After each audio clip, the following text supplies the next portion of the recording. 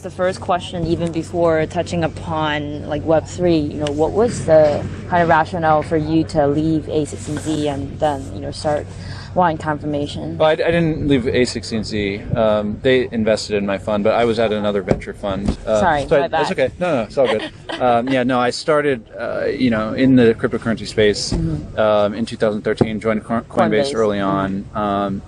And had a great experience there. Started when it was 5 people, left when it was about 200, and was involved in a lot of the business development, marketing, community building stuff in the early days of the company. So had a great experience there.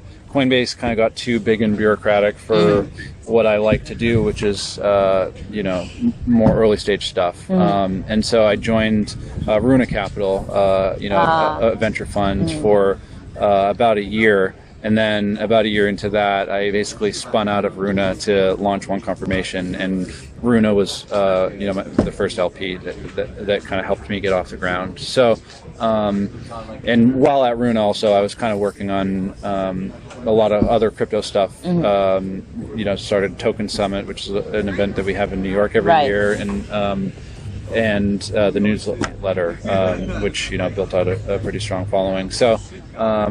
I think the real inspiration for 1confirmation was I loved my experience at Coinbase, kind of working with a technical founder on whatever he needed from a non-technical perspective. And I think what I'm good at and what I enjoy doing is kind of being a utility guy for kind of these types of founders, and so that's kind of obviously I have been passionate about cryptocurrency space broadly, and I think it's what I want to do for the next 40 years, and it's kind of the most important kind of macro trend in our life. Right.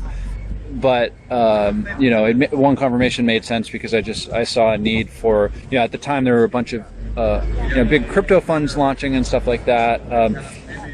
And I saw a need for kind of a smaller fund that was providing not just capital but support for these early stage founders on like whatever they needed from a non-technical perspective, and whether it's leveraging kind of my network to make connections, or whether it's figuring out a new product, or help with marketing, or really whatever these guys need at the early stages. So that was the really the idea behind 1confirmation. Got it. And so the structure is a hybrid venture. So we're investing in public cryptocurrencies also, but where we really try to differentiate is by working with early stage founders that are building companies. So it's more like yourself kind of consider as a builder as well, to some extent.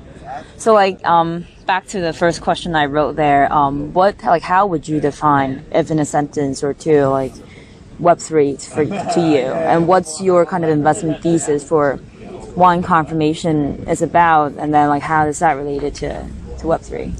I think Web3 means sure. different things to different people. Right. That's why I asked this question. I don't really use it as a term because I don't think it doesn't mean much to me, to be honest. It's kind of a marketing term that means decentralizing the web, but decentralizing the web is also kind of a buzzword. So, I mean, the term I use is like the cryptocurrency industry. I think to me, the cryptocurrency industry is really about combining economic incentives with peer-to-peer technologies to empower people in new ways. And I guess maybe you could say the same about Web3. But I don't use that term. But yeah, so I think to me it's like the really powerful kind of movement that we've seen since Bitcoin launched in 2009 is about empowering people in new ways through a combination of economic incentives and peer-to-peer tech. And so I guess that's how I would define How about Web3 to some extent, and I think the people tend to focus on kind of the technology and how the technology is new and exciting. And that's true. But I think people kind of overemphasize the technology, and to me, it's really about a social movement, a really powerful social movement where, people are just increasingly distrusting of large institutions, and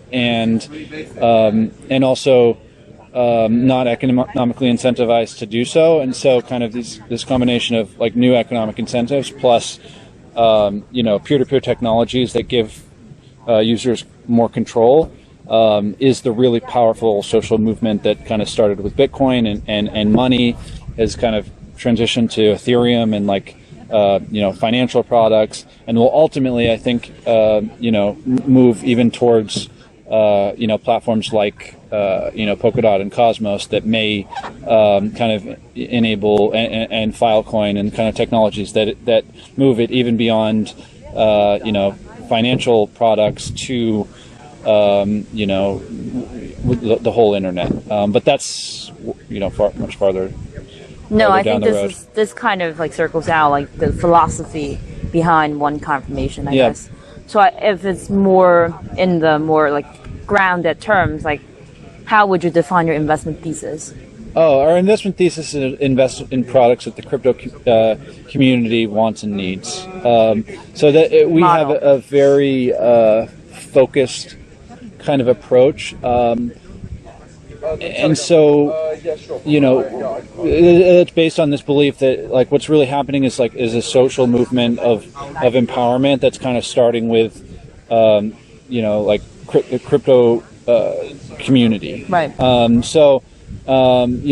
What are products that the crypto community wants and needs? What we're very thesis driven in investing in products that either we use or understand as kind of end users, or products that are enabling developers, because I'm not a developer, but I talk to a lot of developers that are enabling new things for developers. So I think within like the crypto community right now, there's kind of two groups. There's like the crypto enthusiast, like myself and like you, and then there's the developer. And so to me, like we're laser focused on investing in products that are solving problems for these two groups of people.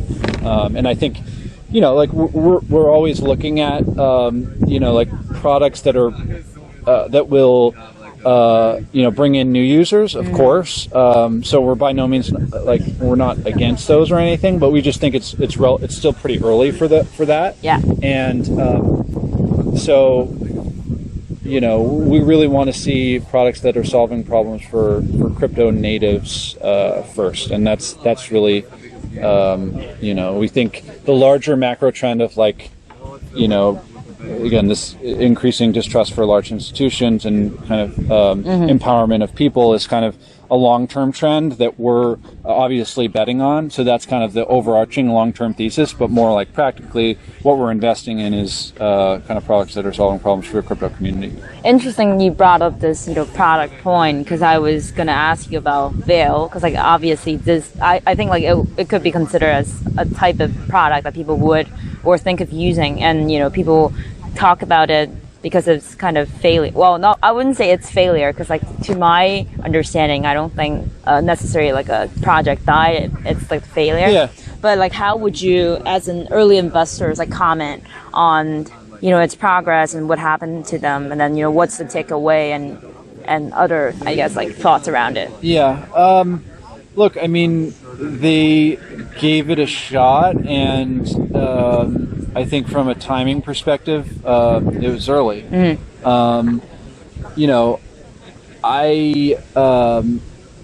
be honest, I would have liked to have seen the team stick with it a bit longer. The team is phenomenal, but the team is very focused on finding product market fit. And when you have a team that's very focused on product market fit, sometimes when things don't happen quick enough, it makes sense for the team to transition. So for the Veil team, I see. For Paul and his co-founders, they didn't see product market fit. It's still early for prediction markets, and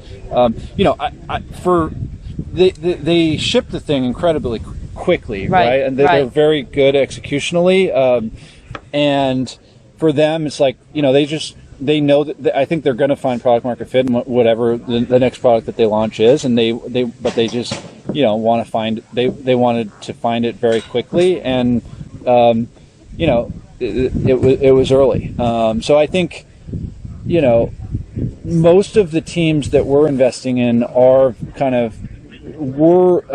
obviously kind of missionary in terms of like we have a strong conviction in the space long term, and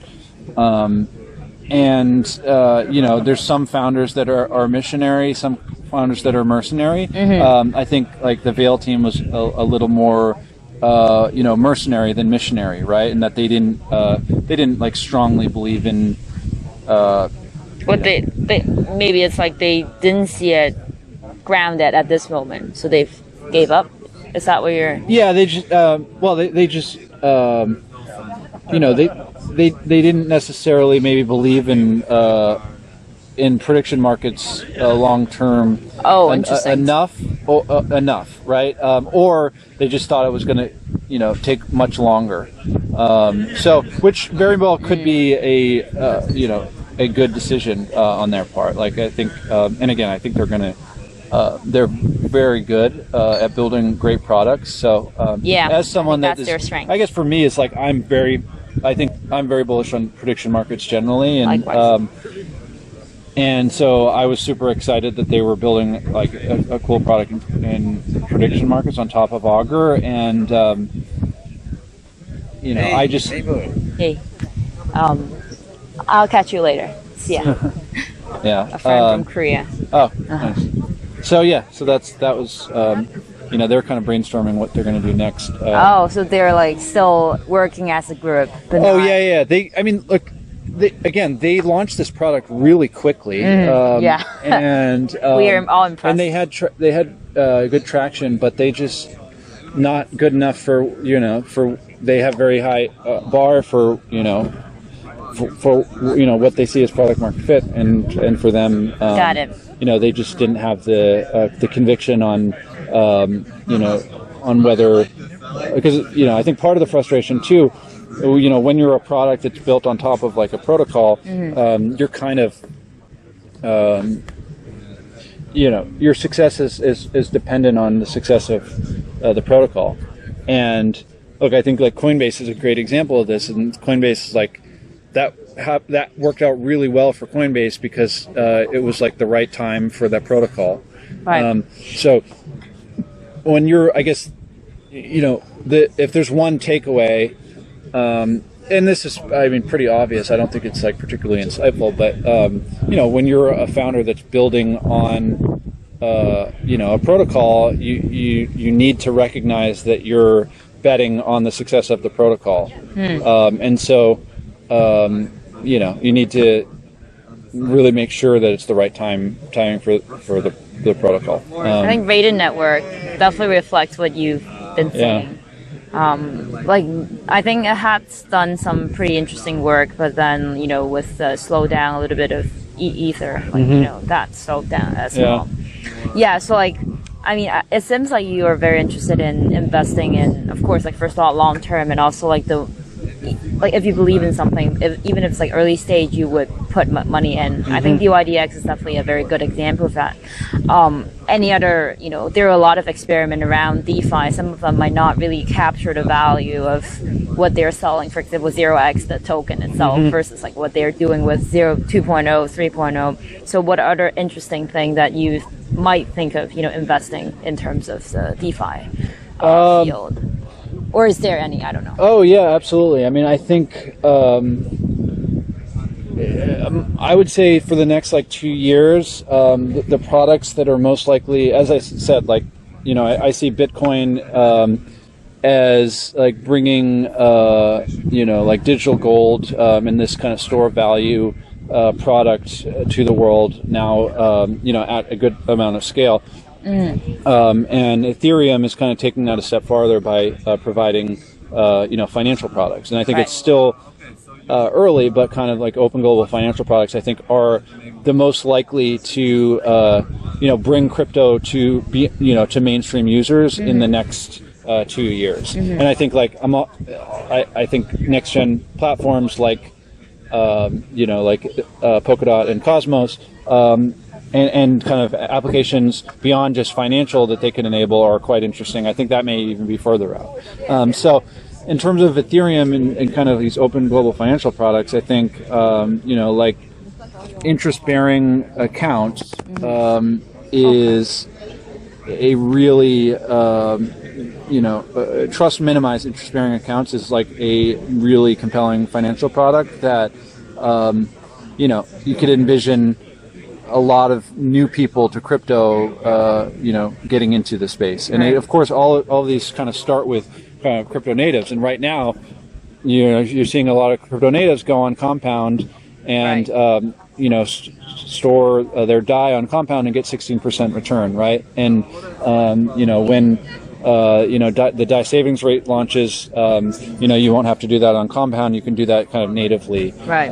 And so, kind of, I think that's a behavior that I'm really excited about, and I think there's products around that behavior that are going to be built. And I mean, the most obvious one is just like, you can now build a bank, basically a non-custodial bank, in the space. And if you build a really compelling product that makes it easy to create a wallet and store your money. There's now a business model baked in, which is like, you could earn a fee, a part of that, the yield that the consumer is getting. So that's kind of the type of product that I think is interesting. Another product around like kind of this idea is like, insurance, right?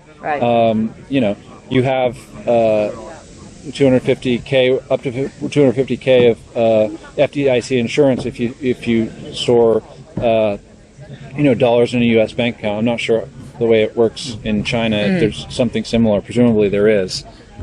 Just like a insurance for savings in a bank. FDICs. Yeah. You're talking about they have that. Of course. Like you would as a sovereignty, you will have that. You will have to have that though, right? Yeah. But so. One potential issue with, this, interest-bearing savings product in DeFi is, insurance, right? Like, I know if I have 50K, in my Bank of America account that I'm going to be insured if anything happens. Insured, and so it really is kind of like a risk-free interest, right? But of course, if you're moving 50K from Bank of America to a crypto wallet in DAI, that's no longer, and you're earning 16%. That's no longer risk-free, right? There's a pretty significant risk that the smart contract gets hacked at some point, right? So. A product needed is insurance for that smart contract. And there's some interesting projects that are building smart contract insurance, which is kind of, I think, a core piece of this kind of, this DeFi bank ultimately coming together. So you think like the T-pers in, let's say, the Maker network might not suffice in terms of like those people are like considered relatively risk-free. Well. Keepers in the MakerDAO network are they're not they're the lender of last resort in the case of under collateralization of the system. That's not what I'm talking about. That's another risk. Right. Okay. That's not the risk I'm talking about. I'm talking about the risk the smart of contract part. like the smart contract getting hacked. So you're right, though. I mean, that's another risk that that like MKR holders are kind of the backstop for. That's maybe another consideration for someone that moves 50K from. But the the concrete risk I'm talking about is just like, you know, if you got 50K on compound, well. if the compound smart contract gets hacked. So got it. So yeah, like another question separate to whatever we discussed just now. What's your rationale behind, I guess, investing in Nervos? Because I think what I remember from your portfolio is that that's probably the only Chinese team there. Yep. Right. Like what attracts you? Like what about the idea or the token economics or any other things? The main thing that attracts me is the team, right? So John Z, was a early Ethereum developer, and not just that, but is someone that has been very thoughtful and provided a lot of positive contributions to the space from for many years. And so him combined with kind of the team around him, Terry and Kevin, right. And those guys, I think, are really good at community building, not community building in the sense of marketing, but community building in the sense of like building, an authentic developer community. Right. And those are very different things. Like, I would say 90% of the teams that I've met in China have been focused on ICO, right? And marketing to get an investor community, right? Which is I think is a short-sighted decision, right? Like in order for any product to be successful in the long term, unless it's just a pure investment product, right? Like if you're trying to compete with Bitcoin and be like a pure investment product, then maybe the investor community is the right community to focus on. But when you're building something like what Nervos is doing and kind of a next-gen smart contract platform, you need developers, right? And so, the reason, I invested in Nervos outside, I think, the technical approach that they're taking is obviously interesting, but kind of the ethos of that team and kind of understanding community and kind of organically building a community the right way by hosting developer meetups and getting kind of the right people in early on rather than just like the speculators. To me, that was really compelling, because I think one thesis I have is that when you're building a crypto network, having a great product is not enough. Right. And I think you need a great product, but you also need a strong community of people that are believers in the thing. And we've seen a lot of professor coins, right? These mostly I think professors from the US that are really smart technically, and can come up with some incredible new breakthrough in in proof of stake or something like this, and they don't have much of a community ethos. And I would say that an example is Algorand, right? And so I think you really need both, and that's what I think. The bet is that, and it's still very early, obviously, but the bet is that that's what Nervos has. It's like a really good technical product, but also a very strong kind of community ethos. And I think it makes sense to they ultimately want to be beyond China and be kind of this platform for the whole world, of course. But I think kind of a regional smart contract platform also makes sense, right? And I think from you probably know better than me, but from my perspective, it's still kind of wide open in China. I mean, there's obviously Ethereum, but Ethereum hasn't done much marketing there, and I don't think Ethereum is that big yet in China. I think like some of the other platforms like EOS has done more marketing in China, which maybe has worked to some extent, but I'm not sure if that's like marketing a lot or spending a lot of money is like the right long-term strategy. So I think there's still a lot of developer mindshare to be had in China, and I think a technical but very strong community ethos that's focused locally there makes a lot of sense, and that's I think what like Terry and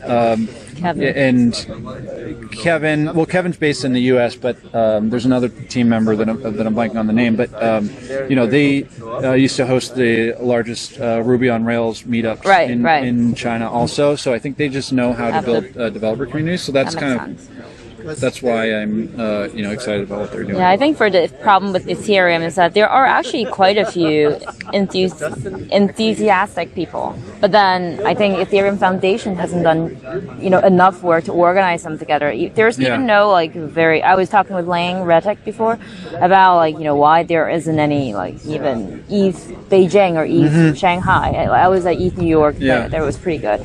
Yeah, so I think there are a lot more work needs to be done, and I think it's partially because it's very decentralized for them. So the efficiency and whatnot, but that's kind of deviated from what we're talking about. Yeah. So that's my kind of 2 cents there. But I agree with you. Having the ability to organize around the community, the developer community specifically, it's very important, especially in China. That means they could bring in a lot of the new startups you're working with and whatnot. Right. But they got to launch. They're still a long ways away. They got to launch, a product first, and very soon though, right? What? I thought they're launching their mainnet very soon, aren't they? I think it's going to be. I'm not exactly sure, but I think it's going to be at least next year at some point. So it's because lately there are a lot of discussion about Nerve. We didn't invest, so I'm not sure. But there are a lot of community, meaning the PR and the developer community, were discussing about Nervals. So people are actually anticipating them delivering and stuff. So I think it's a good sign for sure. Yeah. Right, and then let's. But I would love to invest more, in good Chinese teams. You mean not just Nerval? No. Sorry. I'm just saying. I mean, to me, I guess Asia broadly, but China specifically, maybe not as much as South Korea, but is a really important hub for crypto from a consumer demand perspective. Right. But from a an entrepreneur perspective, I'm not sure that it's kind of caught up to that yet, but I think it will. So I'd love to do more there. There's actually one team that I would love to. When are you leaving? Do you know tomorrow morning. DDEX? No. I know of them, yeah. Hydro Protocol. So what they're doing actually right now, they're launching a new predictive market. They forked 0x, right? Yeah, and then now they're doing the Chinese version with Veil. Oh, yeah? But I think they have a very strong product delivery. Oh, I would love to talk to them, yeah. Right. Well, this is not going in, but I would love to intro. I think they're the only legit, meaning long-term kind of participant in China in terms of DeFi and prediction market. So they're pivoting completely away from. No, they're still running. I mean, I guess the Hydro protocol itself, the idea was trying to create an SDK for people, but obviously didn't really work out that well. But DDEX itself runs pretty well. Yeah. And then the Veil, it's launching I think next week. Oh, nice. So I'm not sure if they're raising, but I'm assuming they might. I mean, I'm just. Right. Even if they're not raising, I'd like. I'm sure you might be. Something that you're interested. I just thought of this and wanted to bring up. So let's talk a little bit about DAO. You guys invested in Commonwealth. Yep. So I was actually discussing with Richard about, how he sees, the equity of the company versus how he sees the value of Edgeware. Yeah. He definitely values more on the growth of Edge because that's contingent on the Polkadot's growth. But on the other hand, I also kind of see a network effect of of like all whatever other governance token that they deliver in the future. So like what's the kind of thoughts for you, like, you know, on this comparison, like, you know, Azure versus Commonwealth? Well, I think again, you know, when we're investing, like, we want to be aligned with good founders. Okay, got it. We want to be economically aligned with good founders, and oftentimes it's unclear where the value is going to be captured, right? And we're like completely fine investing in that as long as we're economically aligned with good founders. I think a lot of focus is on, you know, like token versus equity, or you know, which is like fair in a lot of time, but I think a lot of times it's unclear. And at the end of the day, like, if you're an early stage investor and you're betting on good founders that you're purely economically aligned with, then you're okay with unclarity. You're gonna do well. So in this case, I think it's still very unclear where the value is going to be captured for them.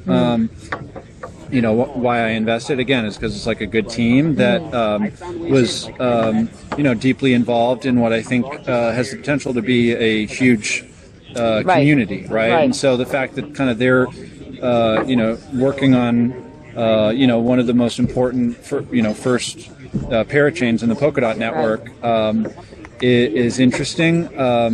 And you know, I think that project has taken a lot of, you know, maybe criticism from some people, and that you know, people were concerned about the affiliation with Web3 and things like that, which I think you know, people are going to complain about pretty much anything, because doesn't matter. This is one of the most fair venture-backed token launches you know, ever. Like, you know, we invested in the company, and the company only owns 4% of the tokens. So it's not like you know, we were greedy, and you know, in a lot of cases, you know, venture, you know, private investors own a much greater percentage. So you know, I think it's likely, you know, some value will be captured from you know, the Edge token if Edge were successful. But you know, it's also likely that you know, the product, the Commonwealth product, you know, if it can become a hub for like the Polkadot community to discuss important issues and vote and things like that, and potentially other you know, crypto networks, I think you know, there's value to be captured. And again, what's the business model, I think, is still kind of unclear. But if that becomes a useful product for like the crypto community, I think there could be value captured there too. So I don't have a particularly strong, I don't know what you know, what the answer is about where the value is ultimately going to be captured, but I think there's you know, it's a good team that's doing like important stuff in the Polkadot network, and I think that there will be significant value captured if Polkadot is successful. Yeah, actually, I'm actually a personal friend with Dylan. Oh, nice. I was talking to him yesterday about like two ideas. Well, not sure if it works or not. Like, one is that, so in the future, like long future, they launch for like multiple networks, like Cosmos and some of the other ones, and like each of them has like one specific governance token. So at the end, like they would kind of capture a lot of people who are actually using them, and essentially each of those person could have a virtual ID on those, you know, be shared on those governance token. I think that's actually makes more sense for comparing to some of the other projects that just creating a virtual ID without much of a traction and without much of a user case. And the other idea was that when people are actually, you know, when there are multiple networks, you know, they're working on, they could probably get a small cut on the whatever fee on the network, and then at the end feedback the feedback as like BNB model, so to speak, and then that becomes like a platform. But like he was saying, yeah, I'm considering about that too. Like, yeah, interesting. So I think like these are probably something worthy of exploring. For sure. Yeah. I'm mindful of time. It's 25 already. I'm not sure if you have other things, but this is definitely great conversation. Yeah. Thanks for